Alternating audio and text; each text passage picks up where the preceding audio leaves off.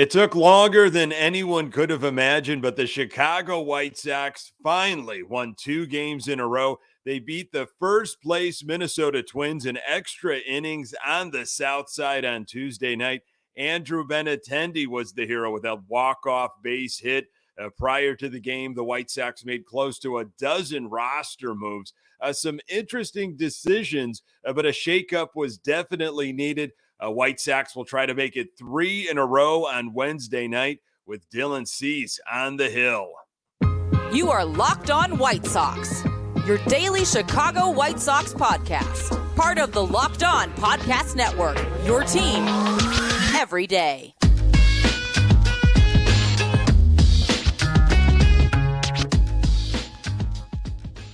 Hey, Sox fans, welcome to Locked On White Sox. Thank you for making Locked On White Sox your first listen each and every day. We're free and available on all platforms. Follow us on Twitter at Locked On Sox. Also, subscribe to our YouTube channel. Just search Locked On White Sox. Hey, I'm your host, Nick Morawski, a lifelong diehard Chicago White Sox fan, recording this podcast just blocks from the ballpark in beautiful Bridgeport. You can find me on Twitter at Nick_GGTB. Locked On White Sox is part of the Locked On Podcast Network, your team every day. The White Sox will play host to the Minnesota Twins on Wednesday. Dylan Cease on the hill for the Sox. Catch every pitch of the White Sox hometown broadcast with Sirius XM on the SXM app. Search White Sox.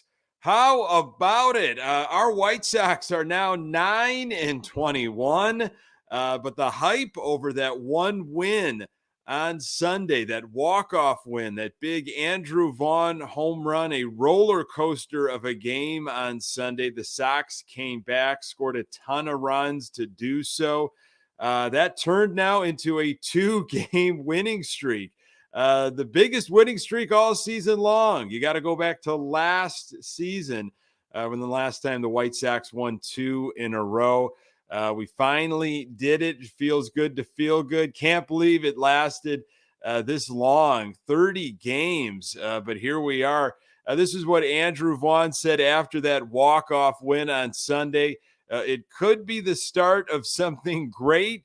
We just have to keep rolling. And boy, they hyped up that Sunday walk-off win quite a bit on the NBC Sports Chicago pregame show, playing the clips and the graphics during Tuesday night's game. And it was good to see the Sox pull it off in dramatic fashion again, beating the Twins in extras 3-2. Andrew Benintendi played the hero. We'll get to all the details. Also, Michael Kopech's outing, which was absolutely solid.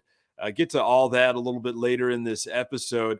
There were a bunch of roster moves prior to the game on Tuesday. Wow, 11 roster moves. And, you know, I was thinking about the conversation I had with Brandon Warren from Locked On Twins, and he was talking about depth, and that was one of the key pieces that he thought would push the Twins over the edge and possibly lift them up to the top of the AL Central this year, is all the depth that they brought in, and quality depth, not just warm bodies. And that's what I was kind of thinking about, all these different moves that the Sox were making on Tuesday. It's, you know, it's so critical to have quality depth. It's how you spend that money. And bringing in the right people to get the most out of them, because you know you're going to have injuries, you know you're going to have shakeups.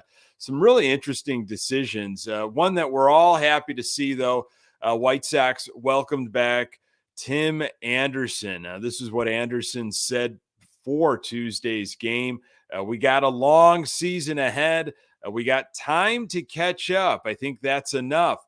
Just try to bring positive energy and have fun. I'm pretty sure the fans don't want to continue to keep hearing me saying the same stuff. Hopefully we go out and try to win some games here.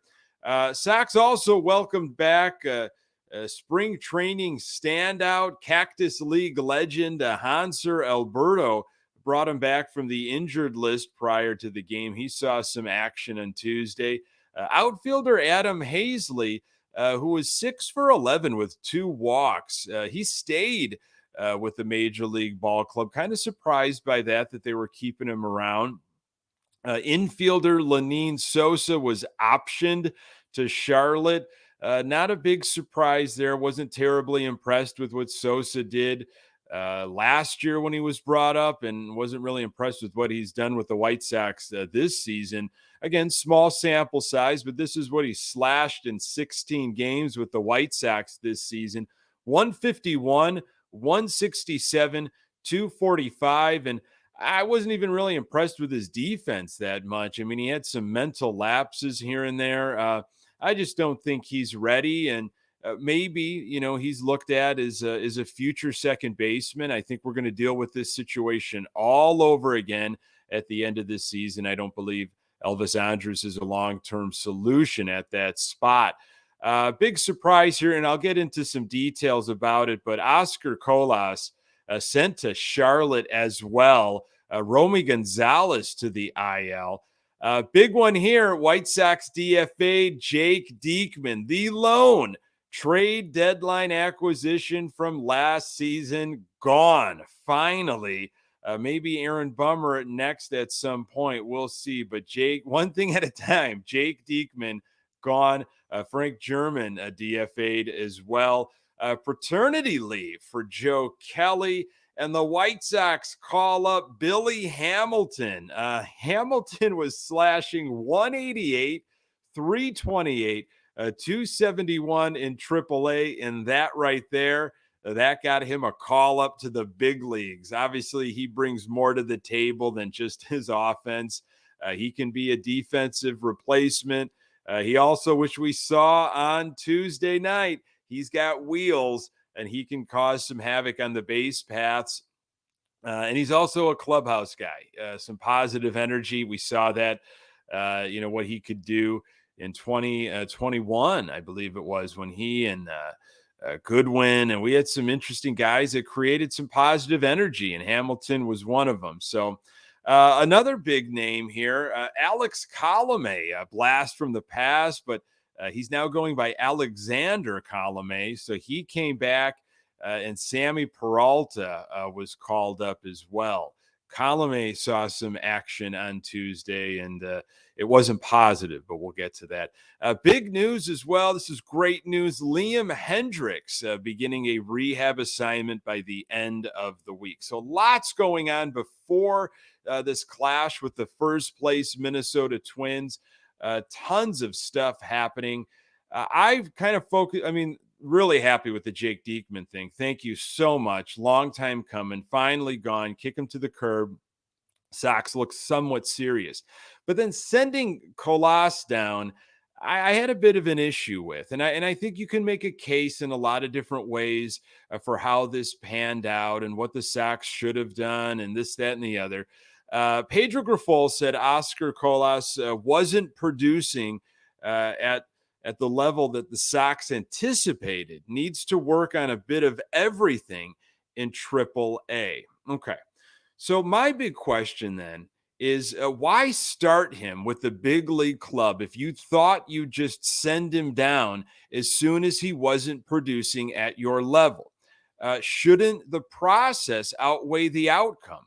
Oscar Colas was absolutely going to struggle this season. So why does he get sent down now?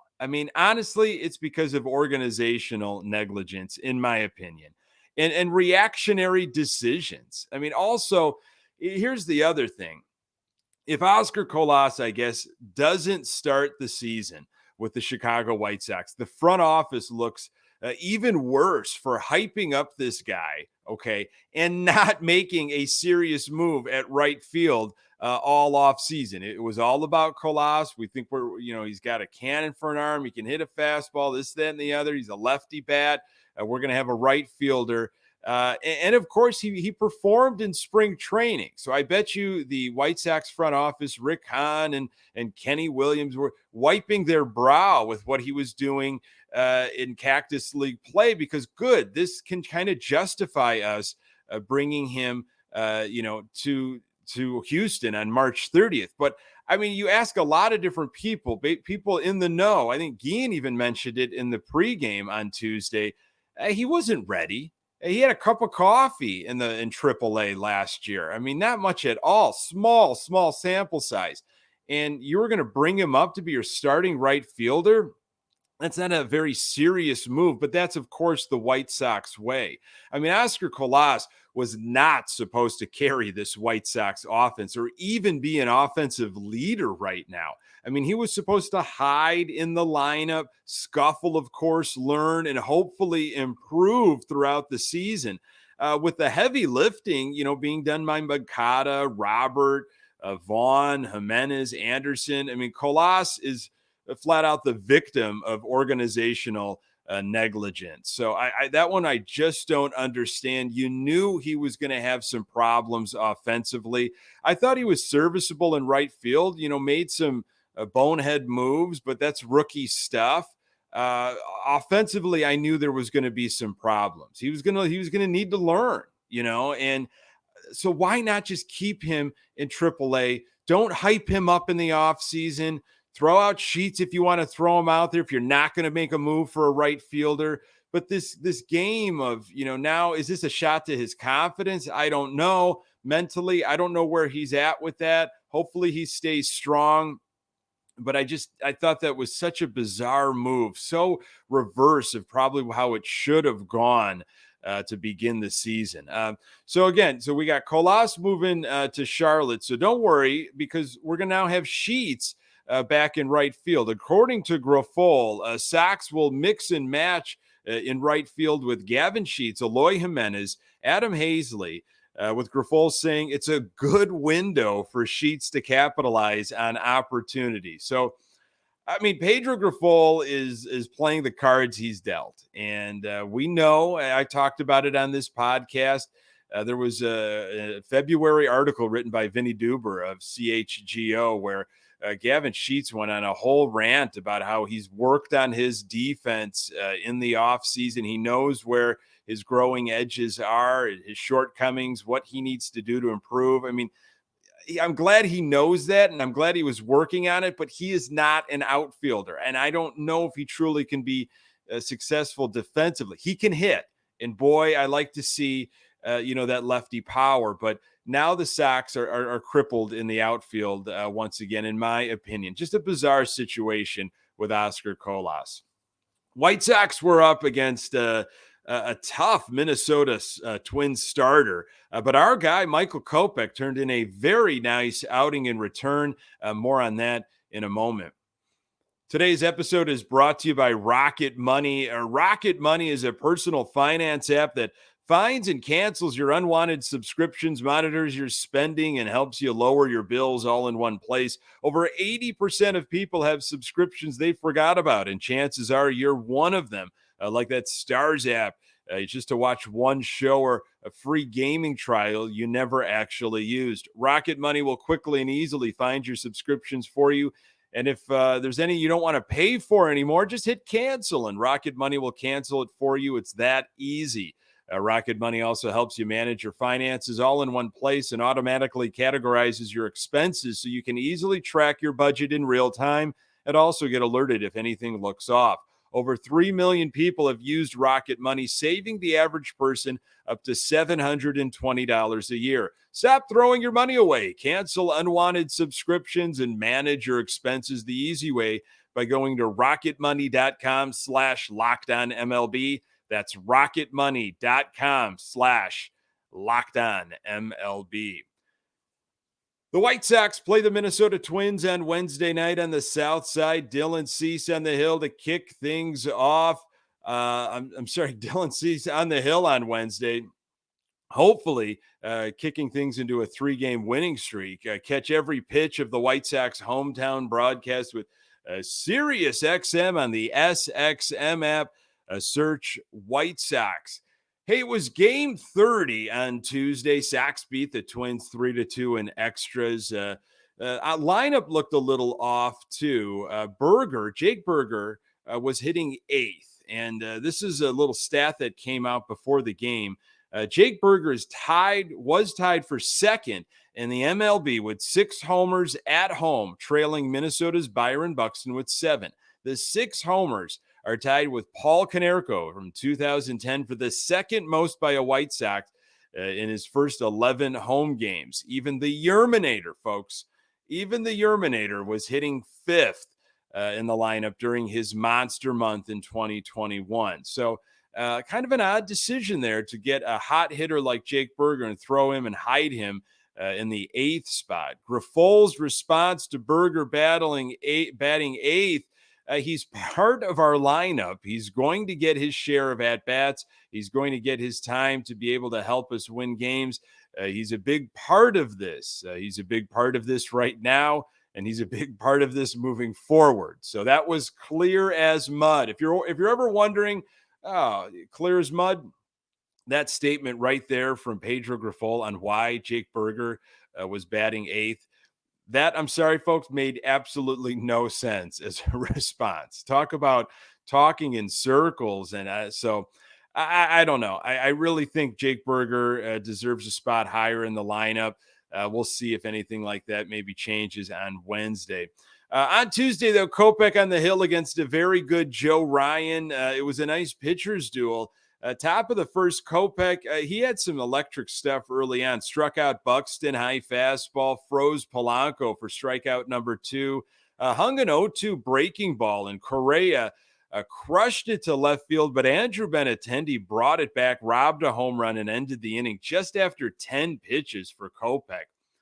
Bottom of the first, Joe Ryan for the Twins, 5-0, has won every decision so far, throws a lot of strikes, sitting 94, 95 miles per hour, kind of has a deceptive motion. Benetti and Stone were talking about how hitters sometimes really, the fastball just kind of jumps on them because they can't really see it out of his hand. He was working the corners early, got maybe guys to look inside after he was nipping on the corners for so many times. But then he just would go right back to the corner, and he blew Vaughn away with an outside fastball in the first. In the top of the second, Trevor Larnach was Kopech's 3rd strikeout victim, got him swinging on a breaking ball. Not necessarily a 12-6 breaking ball, curveball from Kopech, but he looked comfortable throwing it, and he was throwing it quite often, even for a first pitch strike. 2-out walk issued to Kepler, and then Gallo flew out to end things. So just 27 pitches after 2 innings for Kopech. Bottom of the second, Sheets with the first hit of the game for the White Sox. Loves that high fastball. He can get on top of it. Yaz with a walk. Pretty nasty splitter from Ryan. Struck out Burger, sack stranded 2. Top of third, 4th strikeout for Kopech was Michael Taylor, frozen on the outside corner with 97 mile per hour gas. Another 2-out walk, this time to Buxton. Kopech, living on the corners as well, which was nice to see. Buxton stole second. No throw from Yaz, and then a dribbler to first base. Kopech didn't let the walk ruin anything or the stolen base. Bottom of the third, Twins were playing some pretty good positional defense. They were positioned perfectly. Sox went quietly in the third. In the top of the fourth, 3rd walk issued for Kopech. That was a problem all evening long. Even though his pitch count was low, the walks were climbing. This time it was just a 1-out walk. Then a strike him out, throw him out, which was great to see. Twins came into the game with just 4 stolen bases, and after 4 innings, they were not shy about running. 57 pitches for Michael Kopech after 4. Bottom of 4, Sox with very little success off of Ryan. He looked good. He looked sharp. After 4 innings, Sox offense, 1 hit, 1 walk, and 6 strikeouts. Top of 5, Minnesota without a hit entering the inning. This was the type of game I was thinking to myself, this could be a Kopech no-hitter potentially. It had that kind of vibe. He looked like he had some of his good stuff. He looked comfortable, and he was keeping the pitch count low. That was an issue with him last year when he went deep into a game. And we've seen starts from Giolito, namely, where he's looked really good, but he had to leave because the pitch count was so high.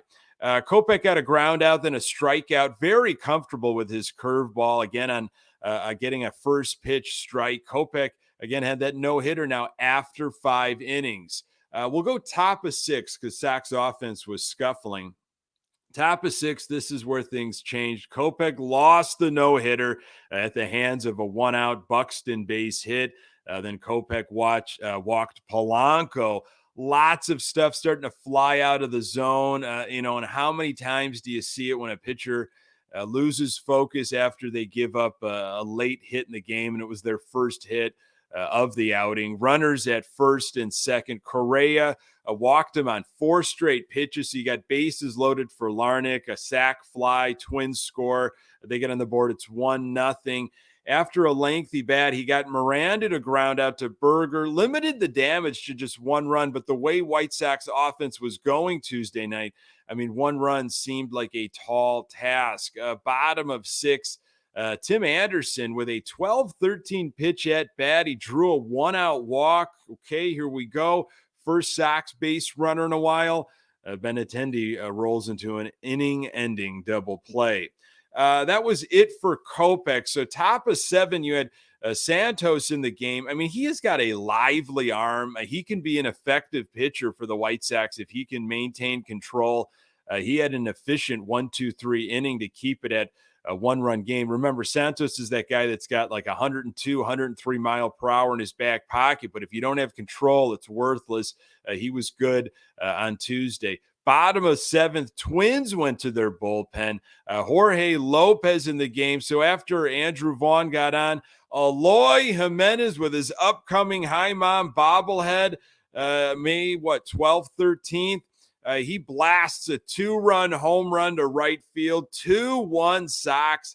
Luis Robert Jr. with a base knock. Sheets ground ball that can't be turned. So you got a runner on first with only 1 out. And then Yaz had warning track power. That was it for the Sox. But good to see Eloy Jimenez flexing the power, giving the Sox the lead.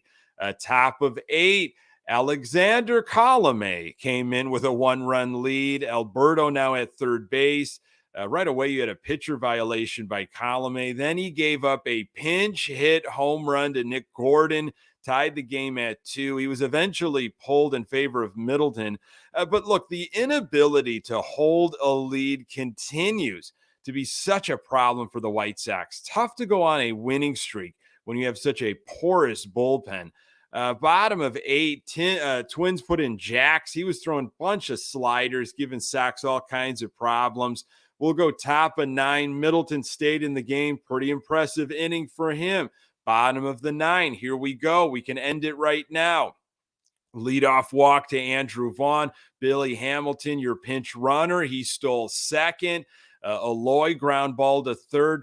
Twins did not force Billy back to second, so he ran to third while the throw was happening to first base. So you got Hamilton on third with only 1 out for Luis Robert Jr. Intentional walk.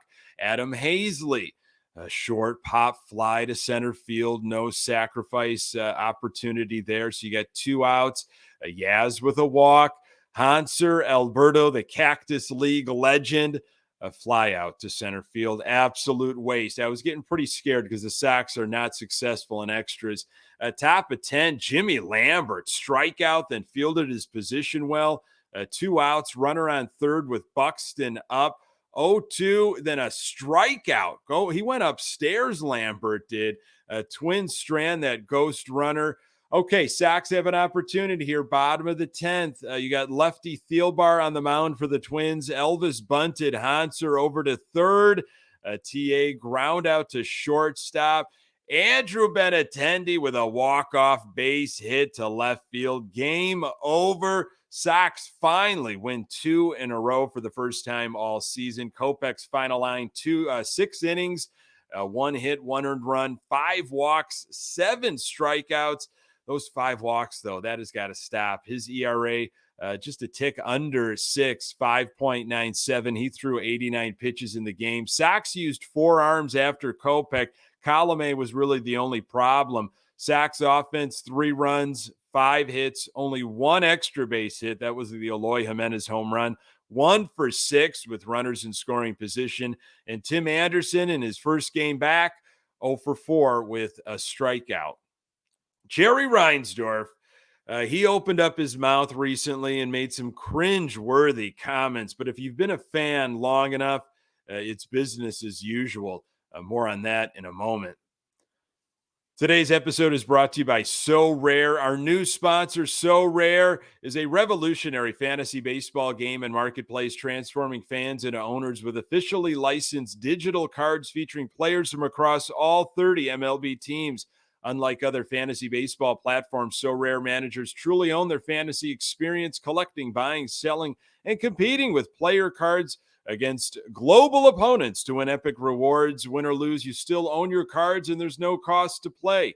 Head to sorare.com/lockedon. That's spelled SORARE.com to draft your team of free players, set your lineup, and start competing today to win epic rewards. Again, that's sorare.com/lockedon to start playing today. All right, you might have seen this article and all of the other quotes that went with it. It's been kind of tossed around social media for a while the last couple days. The article was by Blake Schuster for USA Today Sports. For the Win, I believe, is the name of the publication. And the title of the article, Failure Has Always Been Acceptable for the White Sox. Now, Jerry Reinsdorf appeared on some owners panel as well. I believe it was out in California on the West Coast. He was on a panel. I don't know why he was on a panel, but he also, along with this article, there was a bunch of other statements that Blake Schuster was putting out there on his Twitter feed. And again, some really cringe type of stuff that Reinsdorf is saying. And it makes you just, your stomach turn. After the way the Sox have been playing. However, if you've been a White Sox fan long enough, you're like, yeah, that's Jerry Reinsdorf. That's how he is. And that's why we cannot wait for there to be new ownership. So this was Blake Schuster's article. It's just some blurbs of it. Go find it. For the Win, USA Today Sports. Just Google that. Blake Schuster. Here's the article. Jerry Reinsdorf is just a loser. He has been for decades now. And that works out just fine because when you're a billionaire like Reinsdorf, there are no consequences for your actions. Everything has gone swimmingly for him since purchasing his controlling stake in the White Sox for $19 million in 1981.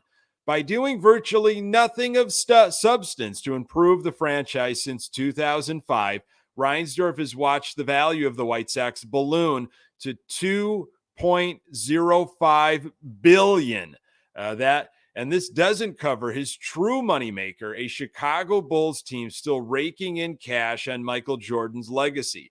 It would be willfully ignorant to believe that apathy wouldn't trickle down through the organization. Since a charmed run through the 2005 postseason, the White Sox have made the playoffs on just 3 occasions. They were bounced in the first round each time while winning just 1 game in all 3 October appearances.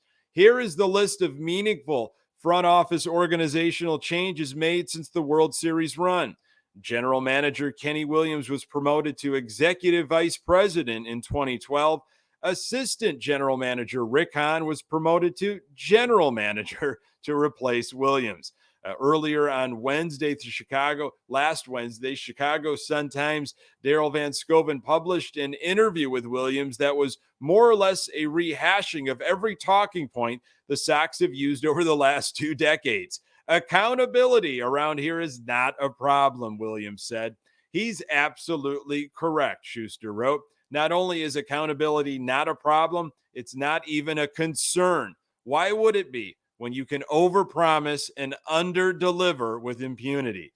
Williams is the second longest tenured executive in Major League Baseball behind the Yankees' Brian Cashman, who has 21 postseason appearances, 4 World Series titles, and 6 pennants. No organization except the White Sox allows someone to run the show for this long without a damn good reason. Wow, there's there's a lot more to that article by Blake Schuster. It was great. It was on point. But sadly, as lifelong Sox fans, we kind of know it. It's just disgusting when we see it in print again and again, black and white right in our face. Here was a quote from Reinsdorf from the panel he was on, which was kind of interesting, that kind of backed up something that he said years ago that he said he didn't remember, when essentially he was like, look, just finish second place and your fans will be okay with it. Here was the quote from his panel. I think the important thing to fans is while they want you to win championships, they want you to know that when they get down to the last month of the season, you still have a shot. You're still playing meaningful games. If you can do that consistently, you'll make your fans happy. He is so out of touch with fans. It's not even funny. It's a rarity when he talks, and you kind of know why after reading this kind of stuff, the article and the quotes. I would absolutely love for him to comment on how things have been going. Just directly comment about how the White Sox have been playing, just from his mouth to the fans. That's never going to happen, though. It's such a sad situation. Find that stuff, read up on that. It's good stuff by Blake Schuster for the win, USA Today Sports. Folks, thank you so very much for making this podcast part of your daily routine. You can find the Locked On White Sox podcast absolutely everywhere you find your podcast. We are on Twitter at Locked On Sox. You can find me on Twitter at Nick_GGTB. Hey, don't forget to subscribe to our YouTube channel. And also, if you got any questions or comments, if you ever want to just fire them my way, you can do that at lockedonsox@gmail.com. White Sox taking on the Twins Tuesday. Dylan Cease and the Hill. Catch every pitch of the White Sox hometown broadcast with SiriusXM on the SXM app.